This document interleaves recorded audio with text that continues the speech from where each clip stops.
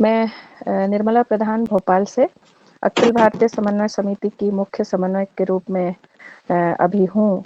और फिलहाल अभी जैसे कि मुझे सब्जेक्ट दिया गया है, गुमला बम्हनी में जो 3 दिवसीय कार्यशाला था 8, 9, 10 मार्च को अभी संपन्न हुआ है। और मुझे लगता है कि बहुत सफलतापूर्वक संपन्न हुआ है।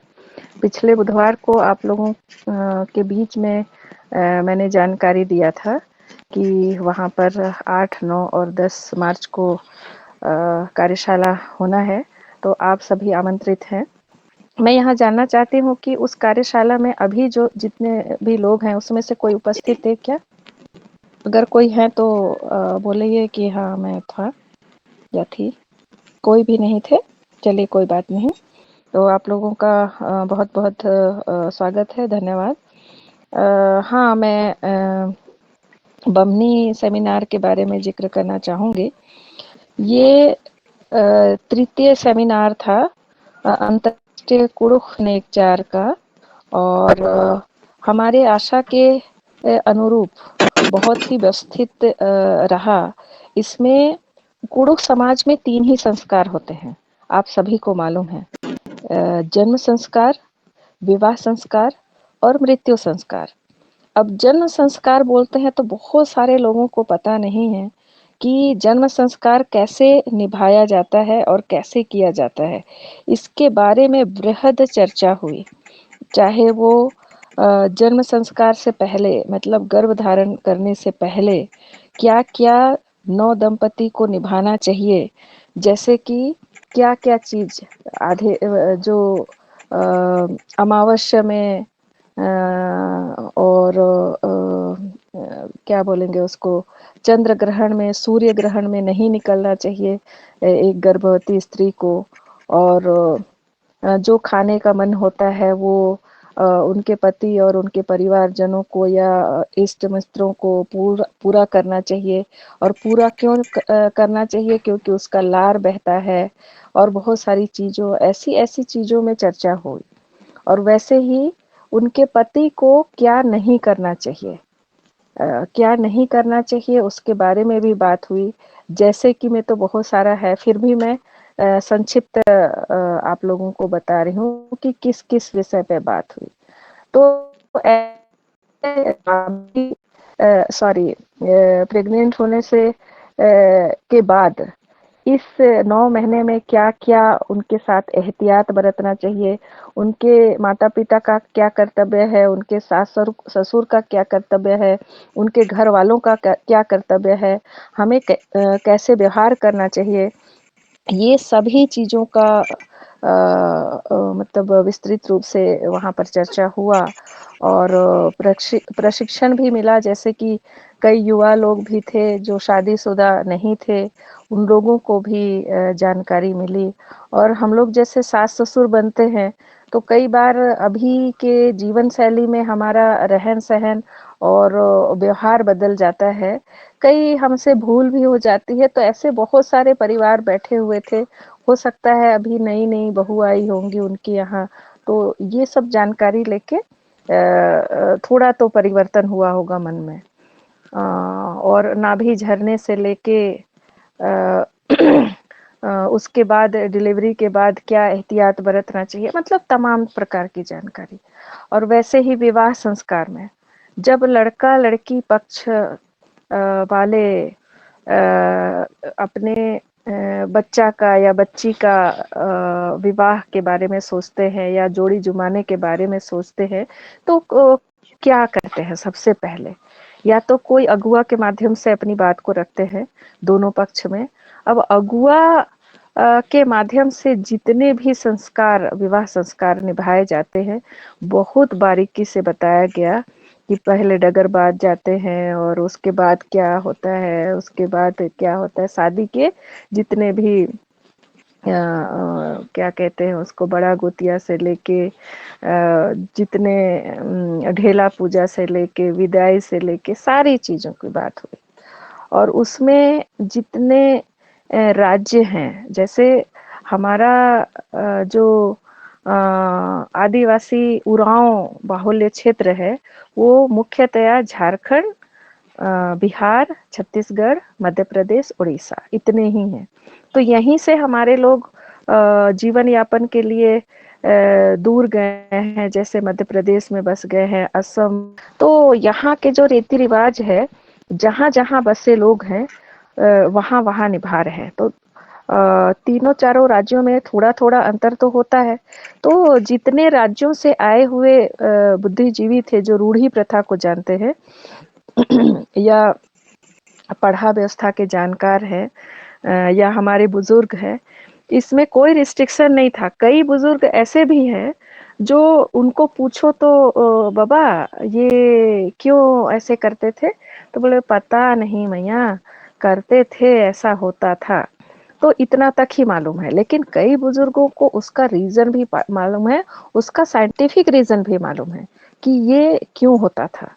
तो ऐसे ऐसे बहुत सारे हमारे बुजुर्ग लोग मिले वहां पर, जो हमें मार्गदर्शन किए, और उसी को लिपिबद्ध किया जाएगा। और आगे आते हैं मृत्यु संस्कार।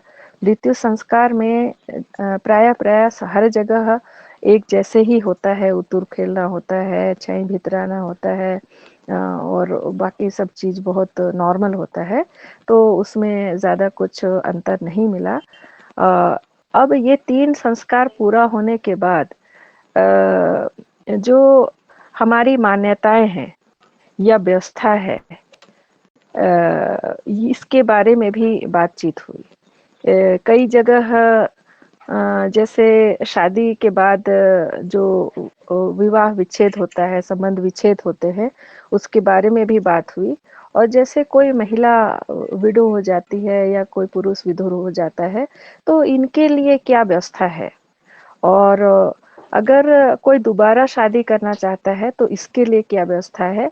या जब संबंध विच्छेद होता है तो हम लोग जब रूढ़ी प्रथा से संचालित सुदूर विवाह जिसको बोलते हैं, पंचों के बीच में होता है, तो हम लोग कोर्ट के शरण में जाते हैं। तो कोर्ट क्या बोलता है, नहीं जाने की वजह से कई लोग कोर्ट में भी जाते हैं, तो वो गलत है।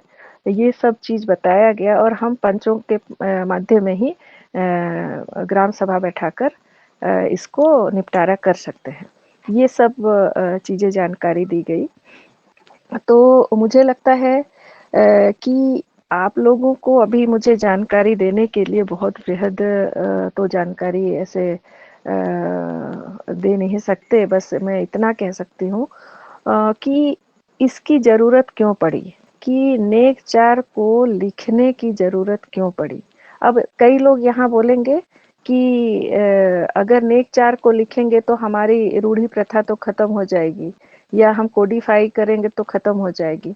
यही बोल बोल के रूढ़ी प्रथा का रूप भी बाकी नहीं है। जो भी चीज समय के अनुसार परिवर्तन हो रहे हैं, हमें कुछ जब हम मैं कठोर शब्द बोलती हूँ, सारा चीज आपने परिवर्तन कर दिया, अर्खी झरा में परिवर्तन हो गया, इंग्लिश दारू पी रहे हैं।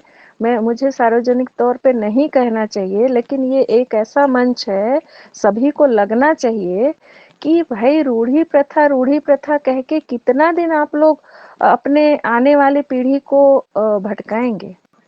देखिए अभी हमारे ही जितने पीढ़ी के लोग हैं, मेरे ख्याल से जितना भी पूजा पाठ है, क्या बोलते हैं उनको पता नहीं है।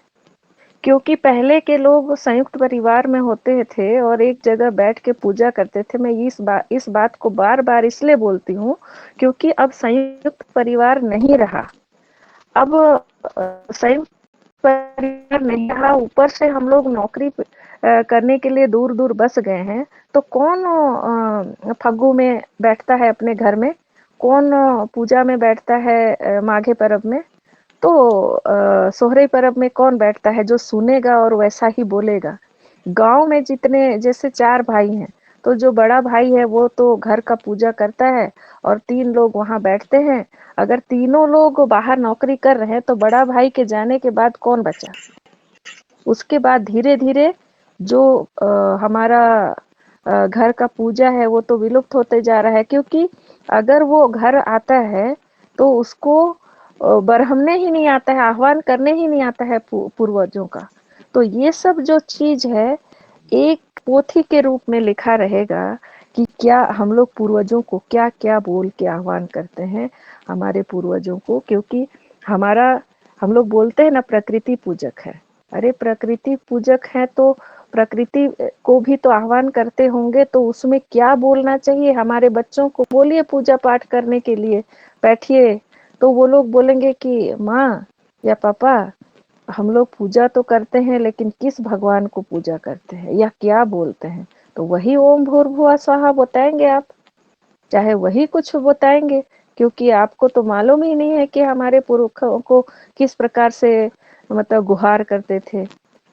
तो ये सब जो चीज है हम लोगों ने सभी के मांग पर या मतलब इच्छा पर ये जो नेकचार का सेमिनार रखे हैं, ये पूरा हमारे विधि विधान को और प्रथा को व्यवस्थित रूप से लिखा जाएगा। इसका जड़ कहाँ है कोई नहीं बोलता, कोई समझने की कोशिश नहीं करता, और जड़ को समझने के बजाय एक दूसरे का बुराई करना शुरू कर देते हैं। लोग क्यों धर्मांतरित करते हैं इसका कारण नहीं ढूंढ रहे हैं या कारण ढूंढने की कोशिश नहीं करते हैं।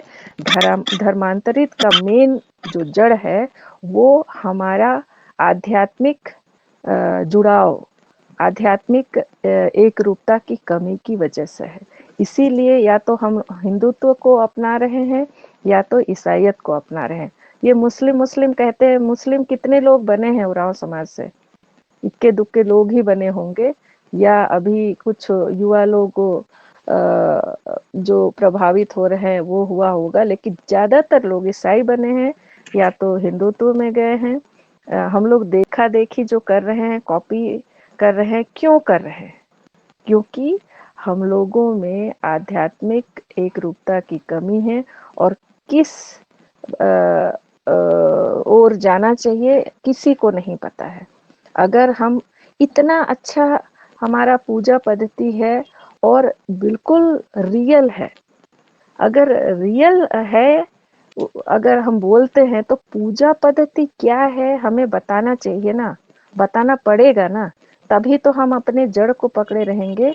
नहीं तो मुझे लगता है आने वाले 50 साल में रूढ़ी प्रथा का रूप भी नहीं बचेगा और हम लोग पूरी तरह से धर्मांतरित हो जाएंगे, या तो ईसाइयत में चले जाएंगे या हिंदुत्व में चले जाएंगे। तो यही सब सोच लेके ये जो अखिल भारतीय समन्वय समिति के माध्यम से जो पोथी लिखने का बीड़ा उठाया है हमारे असम के श्री जोगेश्वर उरांव जी के अगुवाई में, तो ये 3 महीने के है, ये प्रकाशन के लिए तैयार हो जाए। और प्रकाशन के लिए तैयार होने से पहले एक बार वाचन के लिए, पब्लिक वाचन के लिए दिया जाएगा। उसमें जो और कुछ डालना होगा, कुछ चीज छूट गया होगा, वो पब्लिक की तरफ से डाला जाएगा। लेकिन ये देखिए ये कितनी विडंबना है कि हम लोग जानकारी होते हुए हम नहीं जा पा रहे हैं, लेकिन हमारे आसपास के लोगों को नहीं भेज रहे हैं जो जानकार है। आपका कर्तव्य ये नहीं है कि आप नहीं जा पाए और कुछ नहीं कर पाए, आपका कर्तव्य ये है कि आप किसी वजह से नहीं जा पा रहे हैं तो आपके आसपास जो जानकार लोग हैं उनको भेजना चाहिए था। लेकिन मुझे खुशी हो रही है कि हम जितना चाहते थे उससे भी बहुत अच्छा व्यवस्थित और अच्छे अच्छे बुद्धिजीवी वर्ग आए थे। असम, पश्चिम बंगाल, उड़ीसा, मध्य प्रदेश, झारखंड, बिहार, छत्तीसगढ़, इतने 7 राज्यों से आए थे। तो मुझे व्यक्तिगत रूप से लगता है कि जितने भी 3 सेमिनार में भाग लिए हैं, जितने बुद्धिजीवी आए थे, ये संपूर्ण हैं। और मुझे लगता है कि और सेमिनार करने की ज़रूरत नहीं, जितने भी हमारे पास मटेरियल आए हैं वही काफ़ी है। और प्रकाशन से पहले वाचन के लिए जब दिया जाएगा तो मैं चाहूँगी कि पढ़ा व्यवस्था से संबंधित जितने पढ़ा व्यवस्था चल रहे हैं उससे संबंधित जितने भी पदाधिकारी हैं या कार्यकर्ता हैं इसको पढ़ें। मुझे बस दुख इस बात की है कि हमारे राजी पढ़ा से जितने जिम्मेदार लोग हैं वो लोग इसको बहुत लाइटली ले रहे हैं। जिस दिन छप जाएगा उस दिन विरोध करने के लिए खड़े हो जाएंगे। लेकिन मैं आदरणीय बेल साहब अंबिकापुर के द्वारा मैं कि मूली पढ़ा राजी पढ़ा से ज्यादा सशक्त हो गया है। अपने क्या बोलेंगे, अपने प्रभुत्व को पहचानिए, अपने कार्य को पहचानिए। आज सभी जगह मूली पढ़ा की बात होती है, राजी पढ़ा एक मतलब को सेकेंडरी लेते हैं, क्योंकि कोई भी संस्था या संगठन हो अपने काम से जाना जाता है। मूली पढ़ा के द्वारा आप लोगों ने हम सब मिलकर बड़े-बड़े काम किए हैं, मुझे बताने की ज़रूरत नहीं है। चाहे वो कोर्ट केस हो, चाहे वर्ल्ड रिकॉर्ड हो, चाहे नेक 4 ही क्यों ना हो, चाहे गूगल मीट क्यों ना हो। आपके इस गूगल मीट से कितने लोग लाभ ले रहे हैं, चाहे कुडुख भाषा के संबंध में हो, वैकेंसी के संबंध में हो, चाहे और भी चीज विषय समय समय पर रखते हैं। तो यही चीज हमारे राजी पढ़ा से होना चाहिए। तो नेक 4 में भी हम लोग महसूस कर रहे थे कि अगर यही नेक 4 कई बार हम लोगों ने निवेदन भी किया कि नेक 4 इतना बड़ा कुडुख लोगों का संस्कृति है, व्यवहार है, इसको जब राजी कहते हैं तो राजी पढ़ा से होना चाहिए, तो कितनी खुशी की बात होती। लेकिन अपने कार्यों में कहीं ना कहीं कमी की वजह से हमें अखिल भारतीय समन्वय समिति की स्थापना करना पड़ा और अखिल भारतीय समन्वय समिति की तरफ से हो रहा है। तो आप लोगों से निवेदन है कि अब गुमला के बाद मेरे ख्याल से सभी व्हाट्सएप ग्रुप में इस नेक 4 का प्रचार प्रसार हुआ है और बहुत सारे लोग नए नए इसमें काम करने के लिए आगे आए हैं। तो आप लोग भी अपने स्तर से स्वयं आगे आकर इसमें बढ़ चढ़कर भाग लीजिए और प्रकाशन जब होगा तो अंतर्राष्ट्रीय स्तर पर एक अच्छा सा जगह, मुझे तो लगता है बमनी जाकर कि बमनी में ही इतना बड़ा कुडुख शोधशाला वहाँ पर है, तो वहीं पर अगर इसका प्रकाशन करने के लिए कुडुख सम्मेलन होना चाहिए, तब सभी राज्यों के अगुआ लोग आएंगे और पब्लिक भी आएगी और इसको स्वीकृति प्रदान करेंगे। और हमारा मानना है कि इससे इतर कोई अगर जाता है तो कोई भी कोर्ट केस हो, चाहे कहीं पर भी जरूरत पड़ेगा, तो इसके जो क्लॉज हैं आप लोग पढ़ेंगे, इसका क्लॉज तो लगेगा कि वाकई जैसे संविधान लिखा गया है वैसे ही इसका एक एक पॉइंट बहुत बढ़िया लिखा गया है और ये हमारे कोर्ट केस में भी काम आएगा। चाहे वो ग्राम सभा में ले जाइए, चाहे कोई भी सरकारी दस्तावेज में लाइए, ये लगेगा। और कोई भी इससे बाहर जाता है तो खुद ब खुद वो रूढ़ी प्रथा से बाहर हो जाएगा। और रूढ़ी प्रथा में कहते हैं ना कि विधि का बल प्राप्त है, अभी भी विधि का बल प्राप्त है, लेकिन उसका उपयोग हम लोग नहीं कर पा रहे हैं। तो इतना ही कहकर मैं अपनी वाणी को विराम देती हूँ। तो बहुत बहुत धन्यवाद। दो माखा।